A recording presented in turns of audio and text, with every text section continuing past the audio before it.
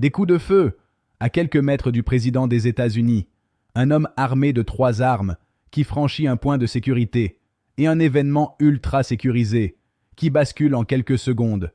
Ce qui s'est passé au gala de la Maison-Blanche à Washington n'est pas un simple incident. C'est une faille, une alerte, et peut-être un avertissement. Samedi soir, 25 avril 2026. Lieu, l'hôtel Hilton de Washington. Événement, le très select gala des correspondants de la Maison-Blanche. À l'intérieur, les figures les plus puissantes du pays, Donald Trump, Melania Trump, le vice-président J.D. Vance et toute l'élite politique et médiatique.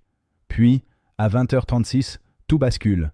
Un individu force un point de contrôle situé juste à l'extérieur de la salle de bal. Il est lourdement armé. Fusil de chasse, pistolet, couteau. Des tirs sont entendus. En quelques secondes, le protocole d'urgence s'active. Les personnalités sont exfiltrées. Les services secrets interviennent. Le suspect est maîtrisé. Un agent est touché, mais protégé par son gilet pare-balles. Aucune victime.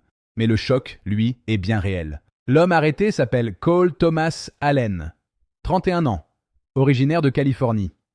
Pour l'instant, aucune revendication claire, aucun mobile confirmé. Les autorités parlent d'un tireur isolé. Trump lui-même évoque un loup solitaire. Mais une question demeure. Comment un individu aussi armé a-t-il pu approcher d'aussi près un événement aussi sensible? C'est ici que l'affaire devient inquiétante.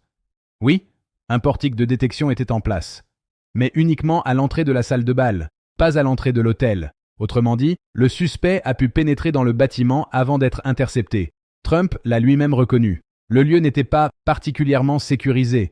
Alors oui, les agents ont fait leur travail. Oui, personne n'a été blessé. Mais le vrai sujet, c'est celui-ci. Et si le tireur avait été plus rapide, ou mieux préparé? Le FBI enquête, analyse les vidéos, reconstitue le parcours exact du suspect. Parce que cette faille ne peut pas rester sans réponse. Ce n'est pas juste un fait divers, c'est un test grandeur nature du système de sécurité américain. Et ce test montre une chose, même au plus haut niveau, le risque zéro n'existe pas. Un homme seul a suffi à perturber un événement ultra stratégique, à approcher le cœur du pouvoir. Et aujourd'hui, la question n'est plus seulement ce qui s'est passé, mais ce qui aurait pu se passer. Parce que la prochaine fois, il n'y aura peut-être pas de seconde chance.